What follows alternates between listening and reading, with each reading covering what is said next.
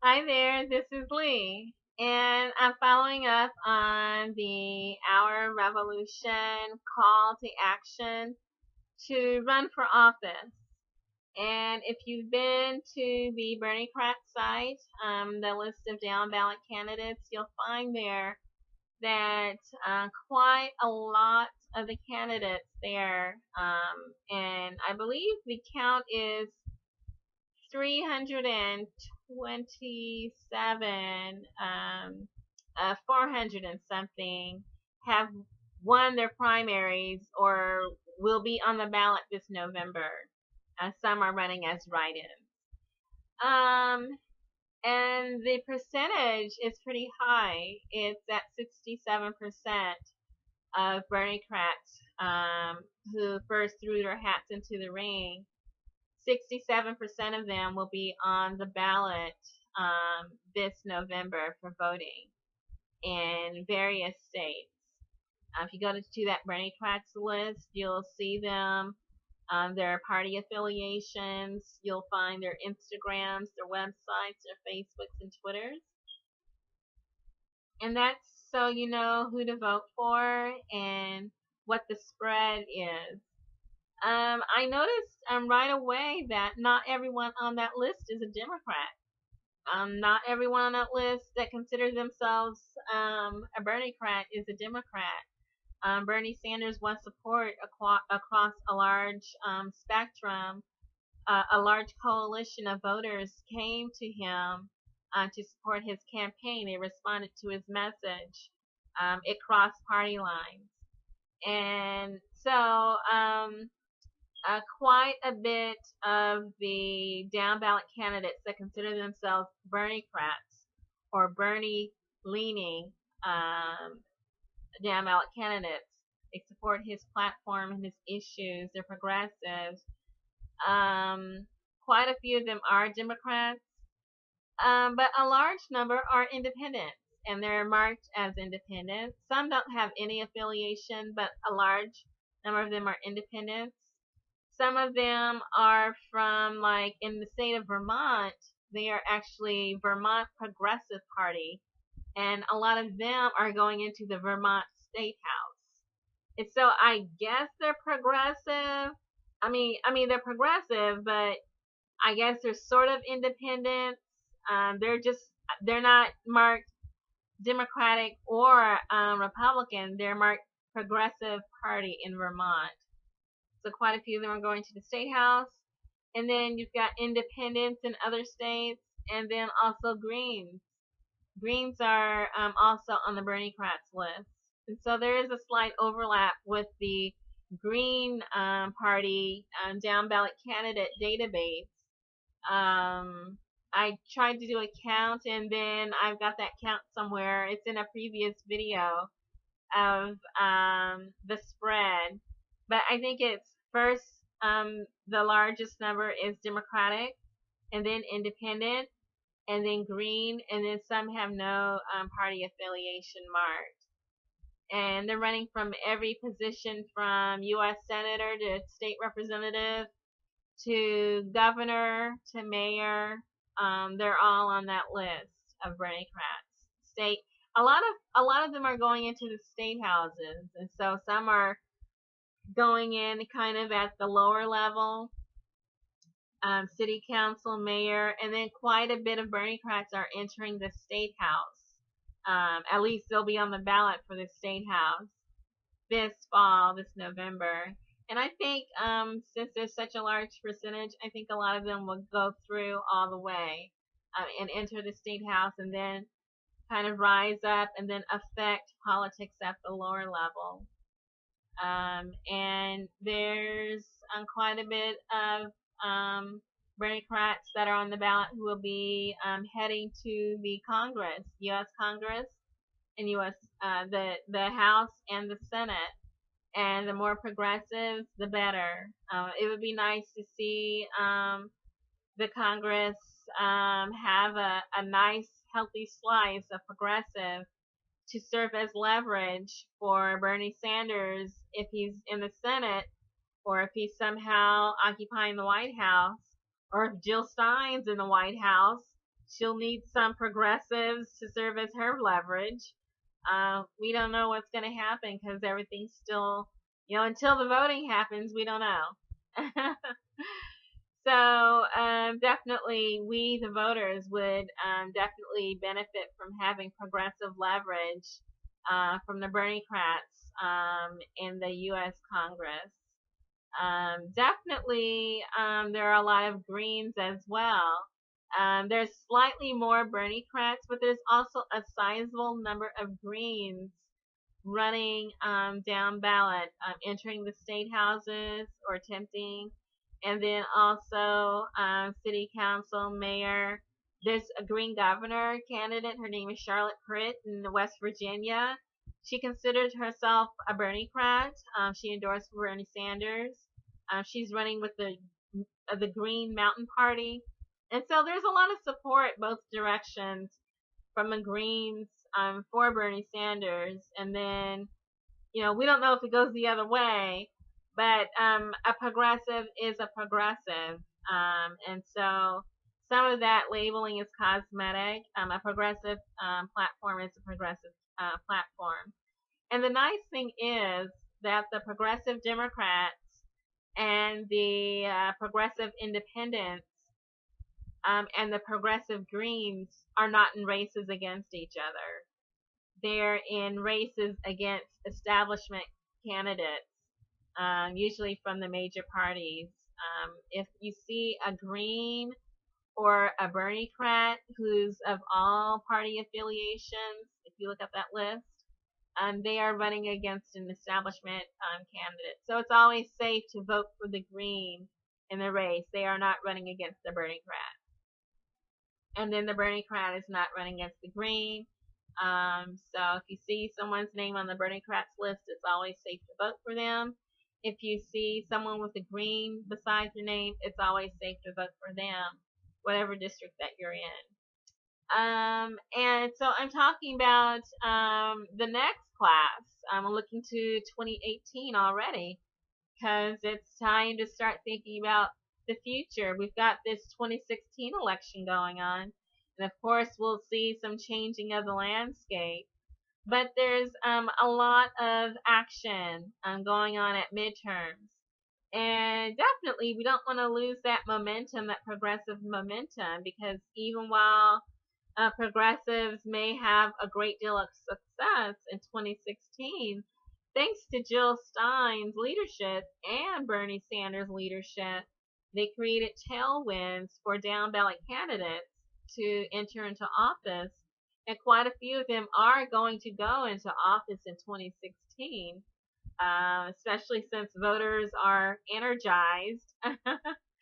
And quite a few have decided to answer the call to enter into office themselves. What do they have to lose? They've got everything to gain, especially maybe a full-time or a part-time job with benefits. Why not? What do you have to lose? So if I'm going to leave a link in the description, it's going to Wikipedia. And it's going to show what seats are coming open in 2018 and down ballot. And that should give an indication for those of you who are contemplating now, like, hey, maybe I should. At least you'll be able to have an indication of where and what to target your campaign towards. So I'm going to glance over at this map and see if I can, there's 3 maps. And one is, well, there's 2 maps for the 2018 United States elections, the midterm elections.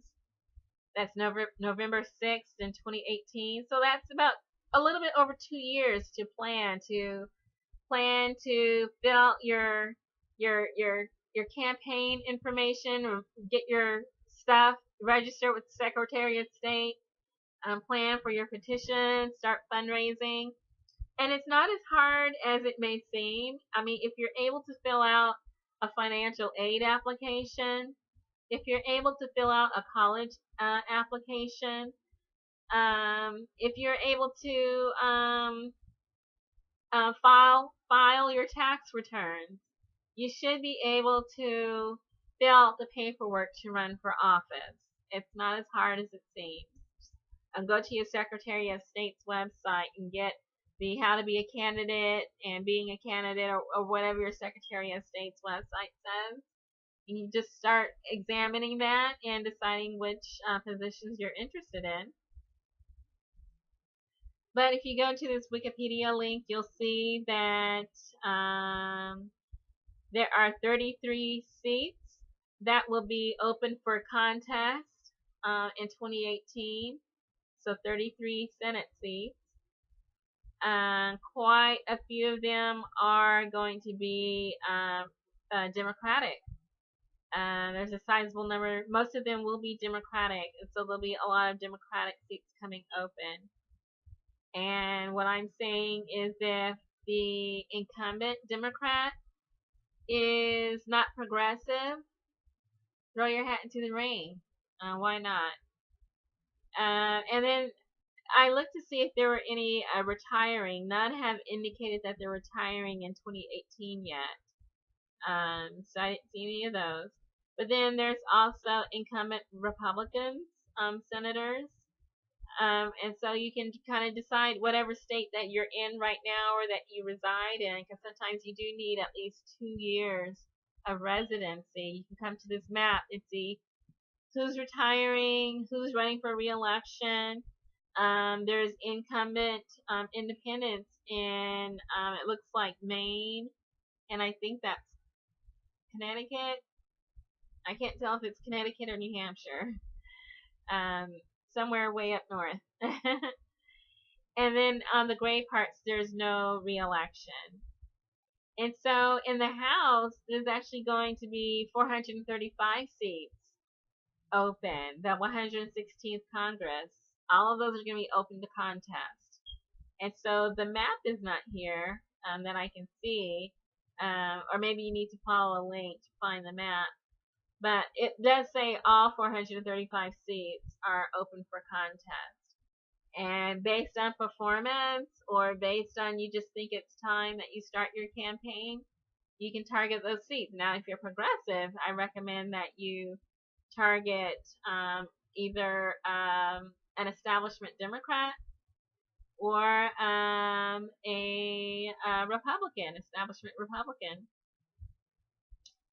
Independents and Greens and progressive Democrats, the contest might be a little bit harder. But definitely, if you see a constituency not being served, it might be worth your while to throw your hat into the ring. And you yourself can run as independent, as a Green, as unaffiliated. You can run as a write-in candidate too. And so now I'm looking at governorships, governor elections. And this is really interesting to me because I see a lot of specific openings. And this is like my thoughts on what I would like to see happen.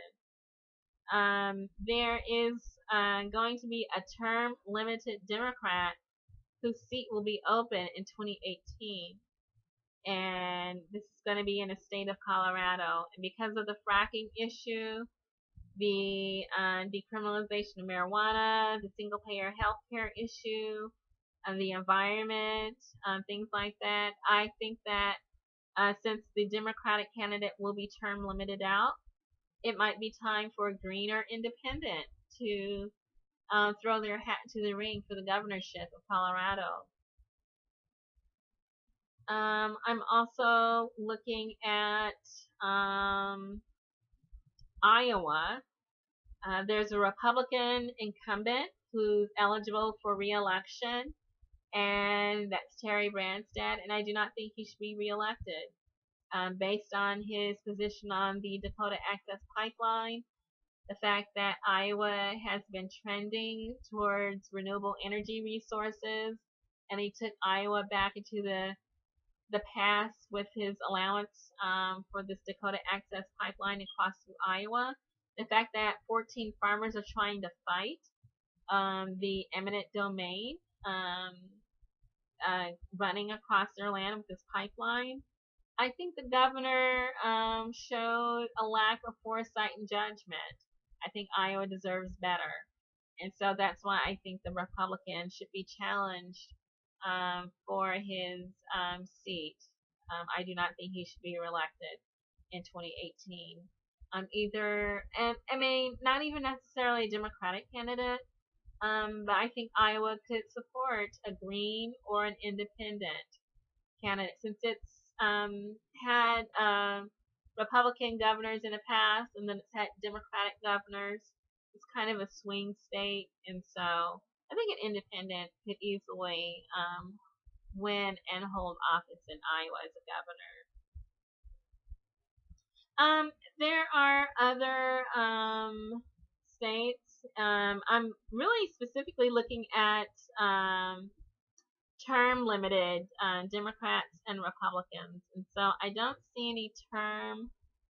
Oh yeah, actually, there's quite a bit of term limited Republicans to target. Um, there's 3 term limited Democrats, and I think Colorado serves as the best chance at winning a term limited Democrats governorship if you're independent or green. And then Minnesota as well, a term limited Democrat in Minnesota for governor. I think that Minnesota might be open for an independent governor or a green governor. They've had a Reform Party governor in Jesse Ventura. They've had Democratic and Republican governors, and so I think an independent has a chance, or a green in the governor's seat in Minnesota. And there's quite a few term limited Republican governors. There's so many to name. I'm just gonna leave this link and people can follow up on that. But perhaps Michigan might serve if you're independent or green to put up a challenge. And then also, it looks like Ohio as well. Anyway, I'll just let people follow up and also look here for if you're deciding whether you want to throw your hat into the ring for U.S. Senate, U.S. House, or for the governorship of some upcoming seats. And then if you're looking for something a little bit closer to home, you can go to your own Secretary of State's website and see what your chances might be. You can kind of look at the criteria and see where you line up and then start planning your campaign. Good luck.